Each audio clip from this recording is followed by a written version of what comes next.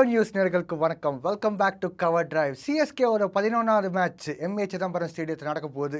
LSG versus CSK. இன்னைக்கு நடக்க போகிற மேட்ச்சில் முதல்ல எப்படி இருக்கும் அப்படின்னு நம்ம அந்த டீம்ஸ் பார்க்குற முன்னால் ஹெட் டு ஹெட் பார்த்துடலாம். இது வரைக்கும் வரலாறில் பார்த்தீங்கன்னா 6 மேட்ச் ஆடிருக்காங்க எல்எஸ்ஜி அண்ட் சிஎஸ்கே இடையில.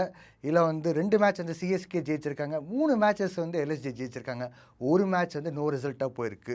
சிஎஸ்கேயோட ஹையஸ்ட் ஸ்கோர் எல்எஸ்ஜி அகேன்ஸ்டாக பார்க்கும்போது 217 ரன்ஸ் அடிச்சிருக்காங்க.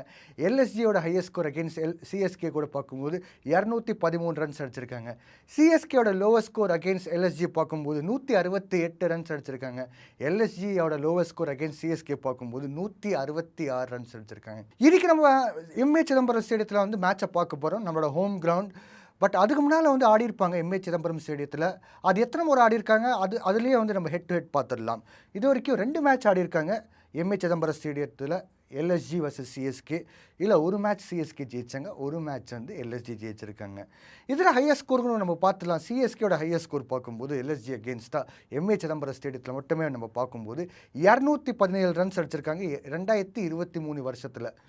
எல்எஸ்ஜியோட ஹையஸ்ட் ஸ்கோர் சிஎஸ்கே அகேன்ஸ்டாக பார்க்கும்போது எம்ஏ சிதம்பரம் ஸ்டேடியத்தில் 213 ரன்ஸ் அடிச்சிருக்காங்க 2024. அதே போல் லோவஸ்ட் ஸ்கோர் பார்க்கும்போது சிஎஸ்கேயோட லோவஸ்ட் ஸ்கோர் எவ்வளோன்னு பார்த்தீங்கன்னா 210 ரன்ஸ் அடிச்சிருக்காங்க 2024. அதே போல் எல்எஸ்ஜியோட லோவஸ்ட் ஸ்கோர் சிஎஸ்கே அகேன்ஸ்டாக பார்க்கும்போது சிதம்பரம் ஸ்டேடியத்தில் 205 ரன்ஸ் அடிச்சிருக்காங்க 2023. ஸோ எம்ஏ சிதம்பரம் ஸ்டேடியம் பெரும்பாலும் நம்ம எடுத்து பார்த்தாலே ஒரு ஃப்ளாட் பிச்சாக இருந்துச்சு, எக்கச்சக்கமான ரன்ஸ்லாம் இருந்தது.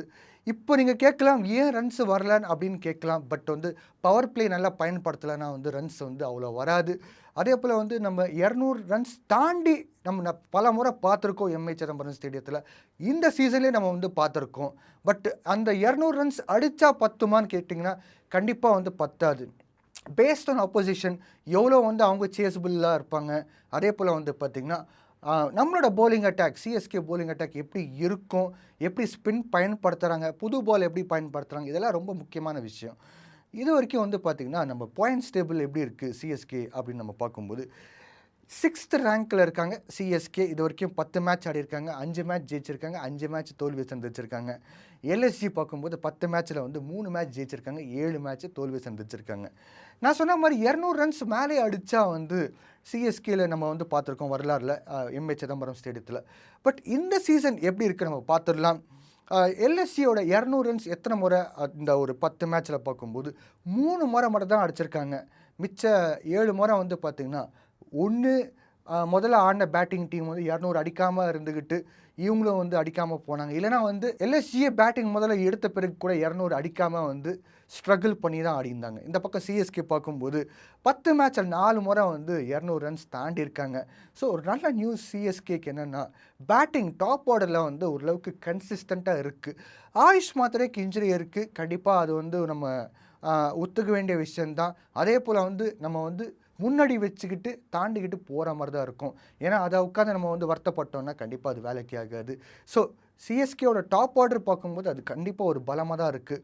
இந்த பக்கம் எல்எஸ்ஜி பார்க்கும்போது என்ன மாதிரிலாம் பிளேயர்ஸ் அவங்க எடுத்திருக்காங்க, எங்கே ஃபால்ட் இருக்குது அதை கூட நான் சொல்கிறேன். பட் அதுக்கு முன்னால் சிஎஸ்கேவோட 2026 சீசன் எப்படி இருக்குது பார்த்துடலாம்.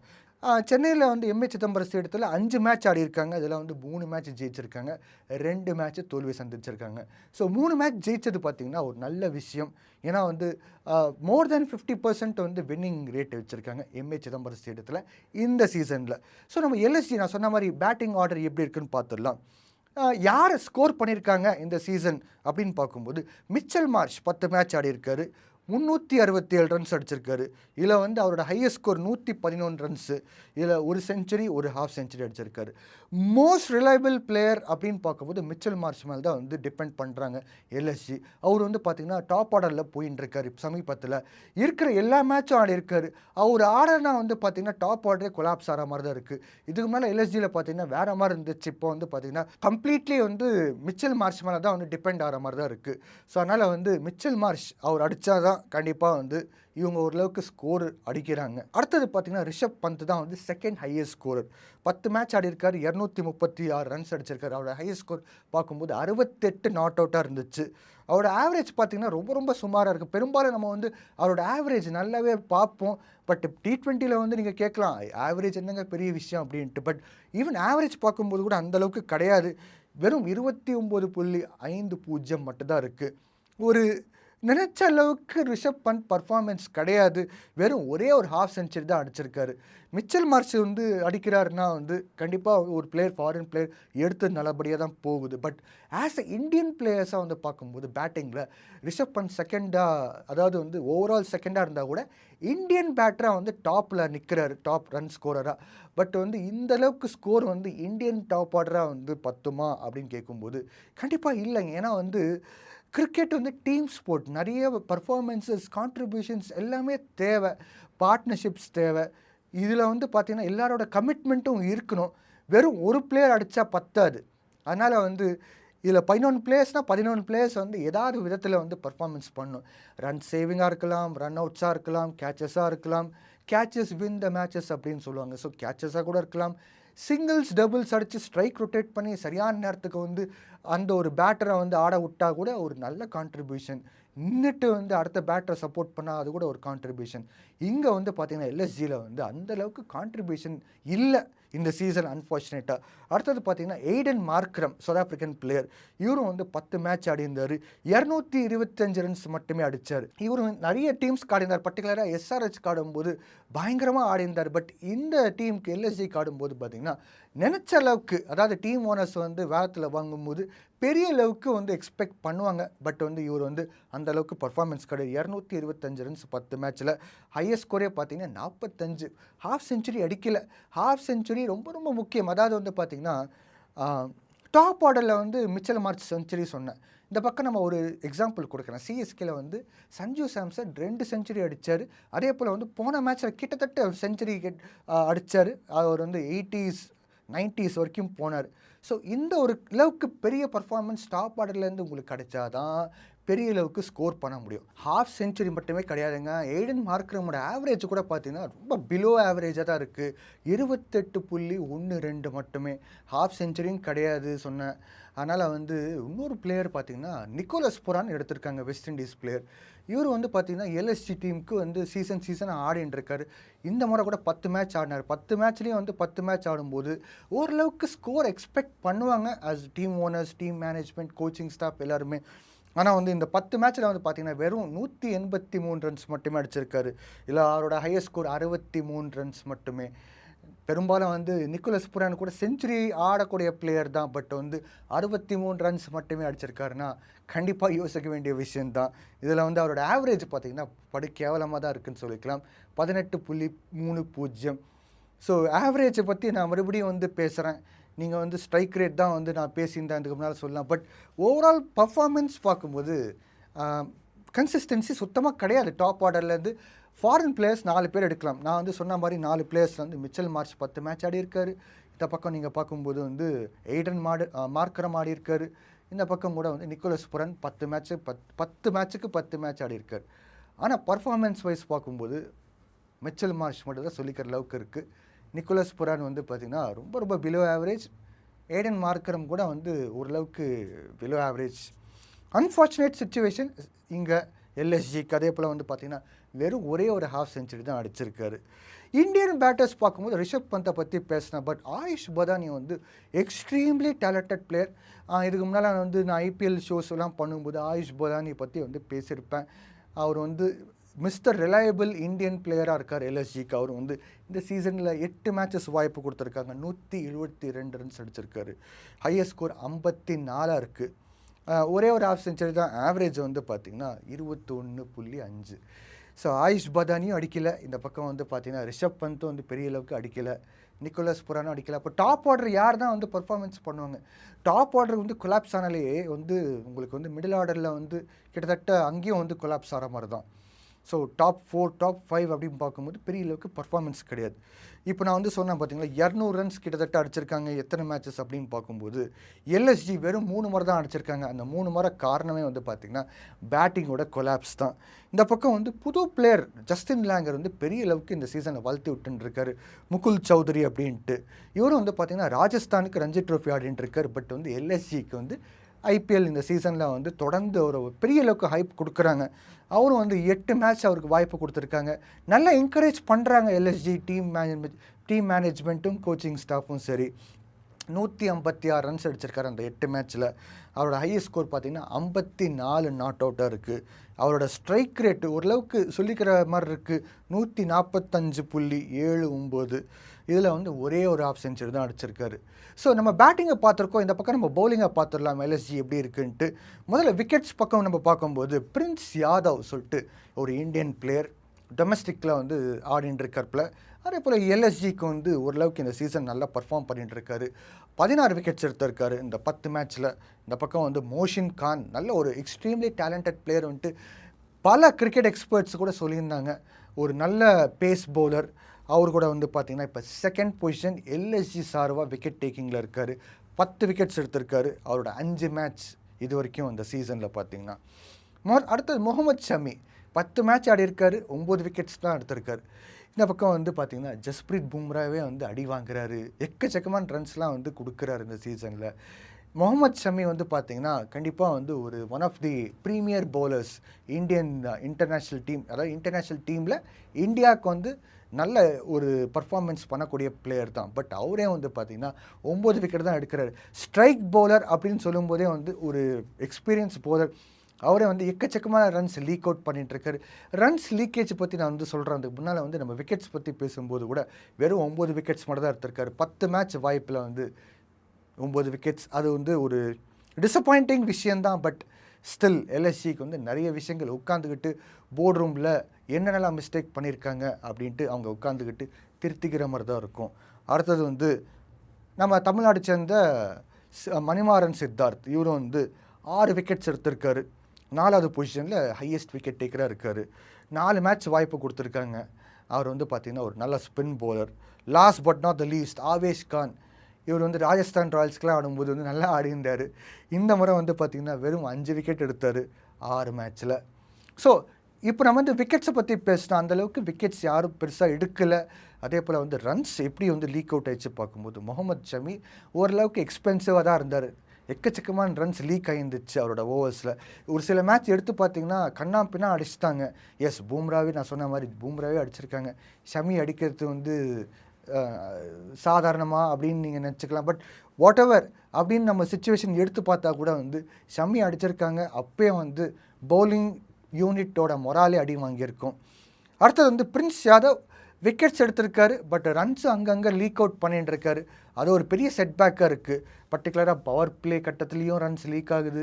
இந்த பக்கம் டெத் ஓவர்லேயும் லீக் ஆகுதுன்னா வந்து கண்டிப்பாக வந்து எங்கேயும் அங்கே வந்து அந்த டீம் செலெக்ஷன் மிஸ்டேக் பண்ணிட்டு இருக்காங்கன்னு அர்த்தம். அடுத்தது மோஷின் கான் கூட பார்த்திங்கன்னா அந்த 5 for 1 எடுத்திருக்காரு. 5 for 23 ஒரு மேட்ச் எடுத்திருக்காரு. அது மட்டும் தான் ஓரளவுக்கு வந்து பேசுகிற அளவுக்கு கிளாஸ் அப்படின்னு சொல்லிக்கலாம். அதர்வைஸ் வந்து பார்க்கும்போது மோஷின் கான் ஓரளவுக்கு எக்கனாமிக்கலாக போட்டால் கூட மிச்ச பேஸ் போலர்ஸ் கூட கம்பேர் பண்ணும்போது அவரும் வந்து சில இடத்துல வந்து அடி வாங்கியிருந்தார். Yes T20 format, flat pitches, small grounds எல்லாமே நீங்கள் சொல்லலாம். பட்டு ஓவரால் பார்க்கும்போது வந்து அவரும் வந்து அடி வாங்கியிருக்கார் இந்த சீசனில். Anrich Nortje south African bowler. இவர் வந்து பார்த்திங்கன்னா எக்கச்சக்கமான ரன்ஸ் லீக் அவுட் பண்ணியிருந்தார் முதல் கட்டத்தில்.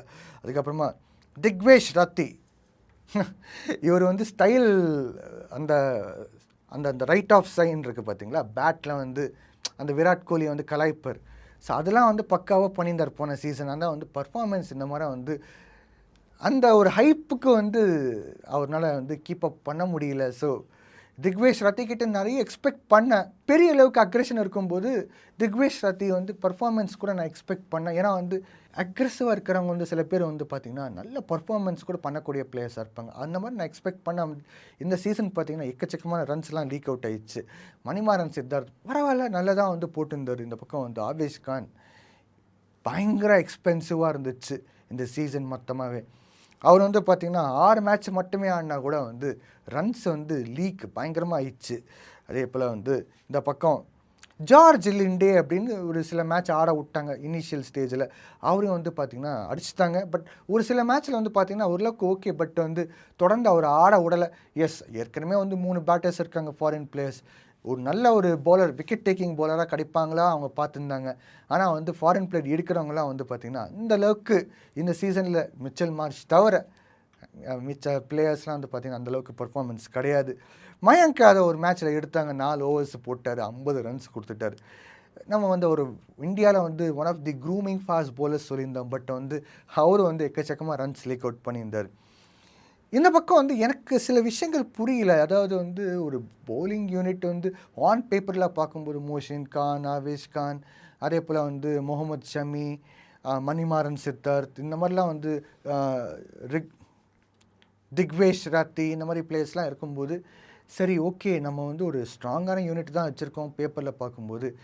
திடீர்னு வந்து பார்த்திங்கன்னா அந்த ஒரு மேட்ச் கட்டத்தில் எக்கச்சக்கமாக ரன்ஸ் ஃப்ளோ ஆகும்போது பார்ட் டைம் பவுலர்ஸ்க்கு கொடுத்து கேப்டன் வந்து சொதப்பி விட்டு அதில் வந்து அவங்க பவுலர்ஸை வந்து பின்னி படலை எடுத்துட்டாங்க. அது என்னன்னு புரியல. Markram one of the bowlers ஒரு ஓவரில் பார்த்திங்கன்னா 32 ரன்ஸை வந்து லீக் அவுட் பண்ணிட்டார். அது வந்து பார்த்திங்கன்னா அது கொஞ்சம் நெஞ்சம் கிடையாது.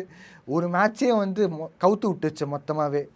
ஸோ அது அவர் பார்ட் டைம் பவுலராக இருக்கும்போது வெல் செட் பவுலிங் அட்டாக் இருக்கும்போது அவருக்கு ஏன் கொடுத்தாங்கன்னு புரியல.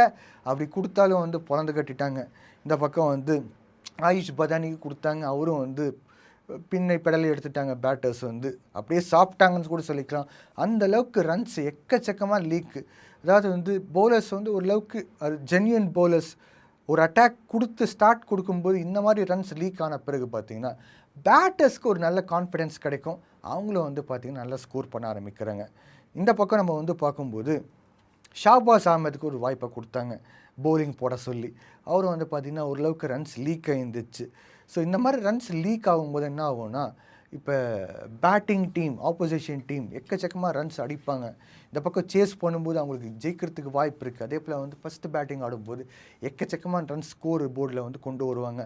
அதை சேஸ் பண்ணுறது இவங்களுக்கு சாதாரணம் கிடையாது. ஏன்னா பேட்டிங் நான் சொன்ன மாதிரி வந்து அந்தளவுக்கு எஸ்டாப்ளிஷ் கிடையாது. ஓவரால் வந்து டீம் செலெக்ஷனே வந்து பார்த்திங்கன்னா இங்கேயோ அங்கே வந்து பெரிய அளவுக்கு மிஸ்டேக் பண்ணியிருக்காங்க. அதுக்கு பிறகு அப்துல் சமாத் கூட வந்து வாய்ப்பு கொடுத்துருக்காங்க. எஸ்ஆர்ஹெச் ஆடும்போது வந்து ஓரளவுக்கு இம்பேக்ட் க்ரியேட் பண்ணியிருந்தார் ஆஸ் எ பார்ட் டைம் பவுலராக. இங்கே வந்து பார்த்திங்கன்னா அந்தளவுக்கு இம்பேக்ட் க்ரியேட் பண்ணலை. ஸோ நம்ம வந்து சிஎஸ்கேயோட பேட்டிங்கை பார்த்துடலாம். உங்களுக்கு எல்லாமே தெரிஞ்ச விஷயந்தான். ஃபஸ்ட்டு ஆரம்பிக்கும் போது சஞ்சு சாம்சனோட ஸ்டாட்ஸில் வச்சு ஆரம்பிப்பேன். 10 மேட்ச் ஆடிந்தார், 402 ரன்ஸ் அடிச்சிருக்காரு. ஹையர் ஸ்கோர் பார்க்கும்போது 115 நாட் அவுட். அவர் இந்த சீசனில் 2 செஞ்சுரிஸ் அடிச்சிருக்காரு. அவர் வந்து பார்த்திங்கன்னா ஒரு ஹாஃப் செஞ்சுரியும் அடிச்சிருக்காரு.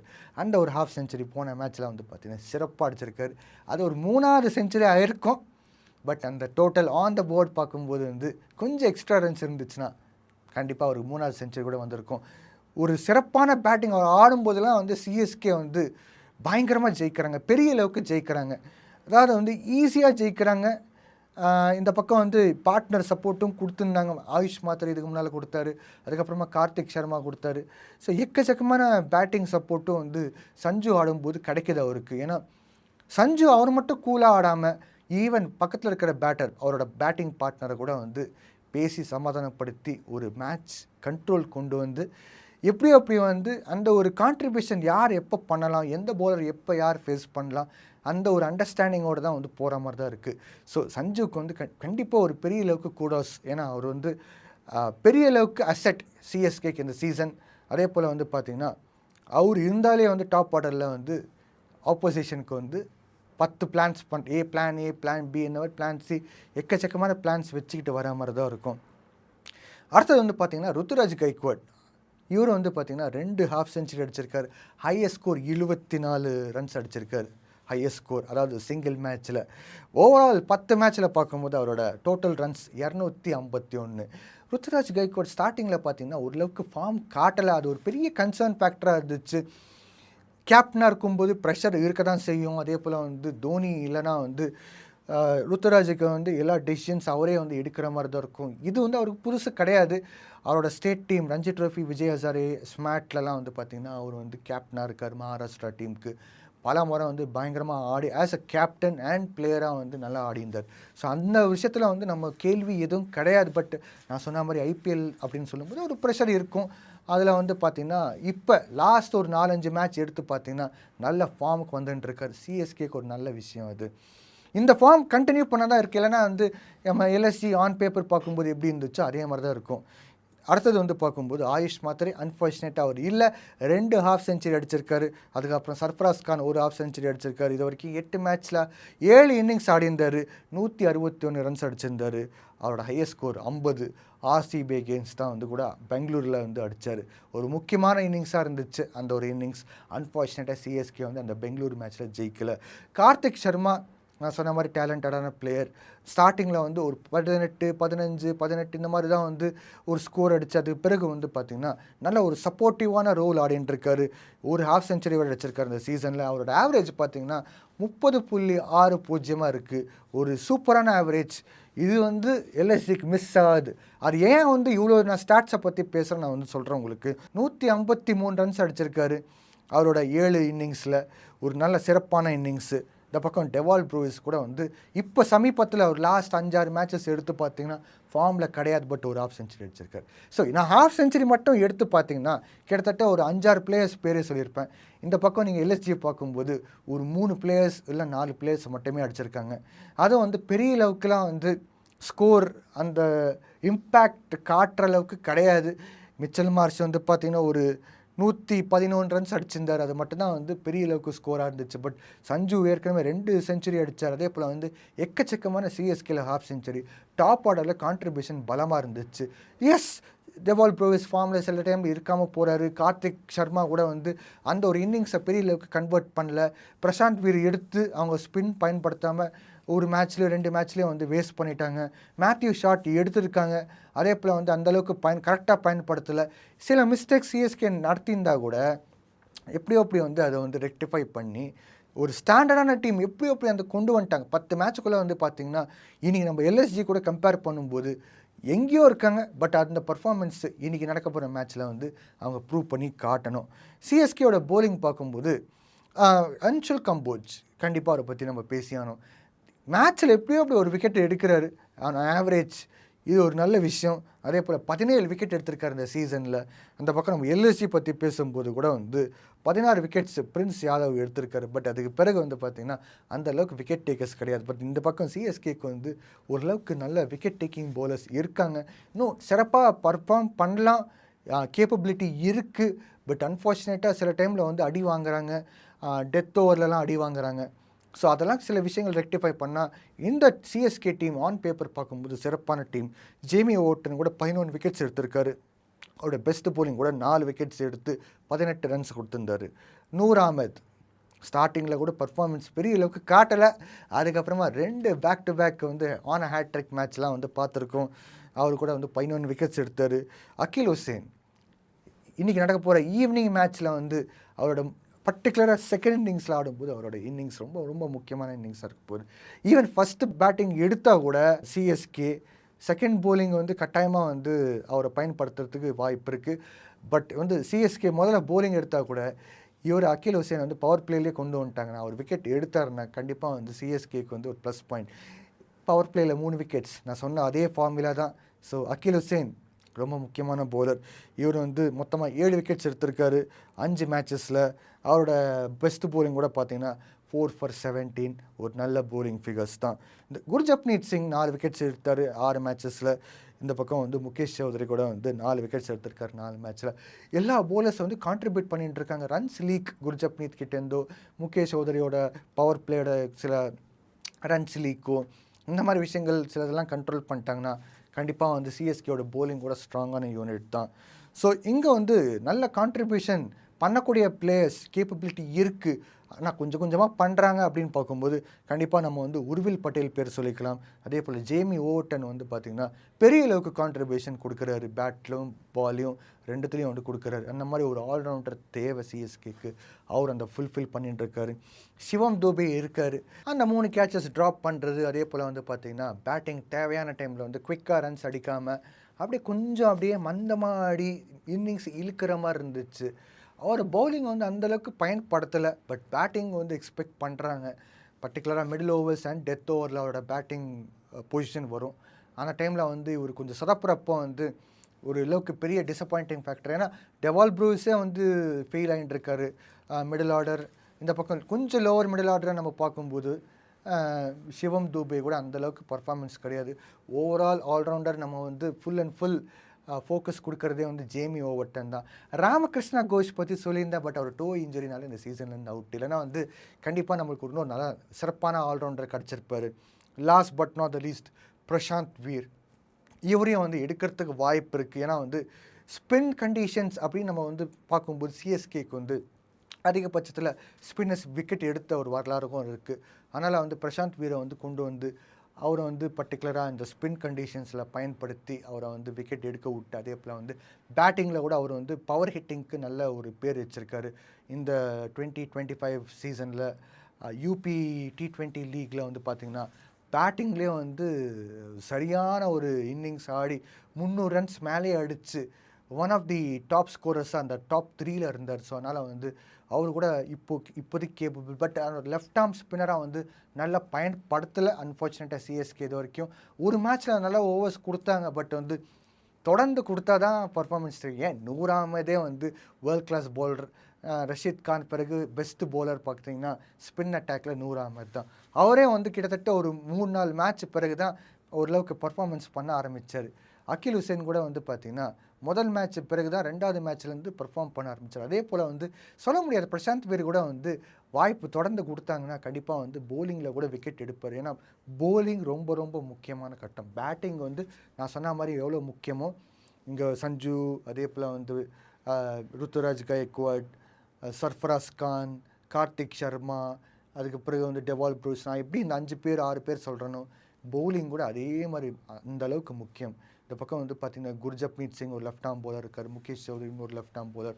ஸோ இதெல்லாம் வந்து கரெக்டான காம்பினேஷன் எடுத்த பிறகு வந்து பார்த்திங்கன்னா சிஎஸ்கேக்கு வந்து கண்டிப்பாக வந்து வெற்றிக்கு வாய்ப்பு இருக்குது. ஸோ இப்போ என்ன கேட்டிங்கன்னா யாருக்கு வந்து ஜெயிக்கிறதுக்கு அதிகபட்சத்தில் வாய்ப்பு இருக்குதுன்னு பார்க்கும்போது ஆன் பேப்பர்ஸ் இந்த நம்பர்ஸ் எல்லாம் பார்க்கும்போது சிஎஸ்கேக்கு வாய்ப்பு இருக்குது. பட் இதுக்கு மேலே எல்எஸ்ஜி போன மேட்ச் கடைசியாக ஆடின மேட்ச் வந்து பார்த்திங்கன்னா நல்ல ஸ்ட்ராங்கான பர்ஃபார்மன்ஸ் தான் ஆடிருந்தாங்க. ஸோ சிஎஸ்கே இந்த முறை வந்து எல்எஸ்ஜி கையில் மாட்டிக்கிட்டாங்கன்னா, ஒருவேளை எல்எஸ்ஜி ஜெயிச்சாங்கன்னா சிஎஸ்கேக்கு ஒரு பெரிய அடி உள்ளோம். ஏன்னா வந்து அவங்க இப்போ வந்து டாப் 6ல் இருக்காங்க.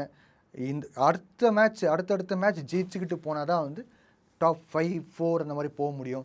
வேறு வழி இல்லை, சிஎஸ்கேக்கு ஜெயிச்சே ஆனோம் குவாலிஃபயர்ஸ் போகணுன்னா. ஸோ அதனால் வந்து சிஎஸ்கே வந்து கரெக்டான டீம் எடுத்துக்கிட்டு அந்த பர்டிகுலர் ஃபேஸஸ் நான் சொன்ன மாதிரி power play, middle overs, death ஓவரில் கரெக்டாக வந்து ஆடி கரெக்டான பிளேயர்ஸ் இறக்கி விட்டாங்கன்னா சிஎஸ்கேக்கு வெற்றி வாய்ப்பு இருக்குது. இந்த நிகழ்ச்சியில் வந்து நிறைய விஷயங்கள் நீங்கள் கேள்விப்பட்டிருப்பீங்க, புது விஷயங்கள். அதே போல் வந்து போஸ்ட் மேட்ச்சில் வந்து என்ன பண்ணியிருக்காங்க 2 டீம்ஸ் அப்படின்னு நம்ம பார்த்துடலாம். அது வரைக்கும் நன்றி, வணக்கம்.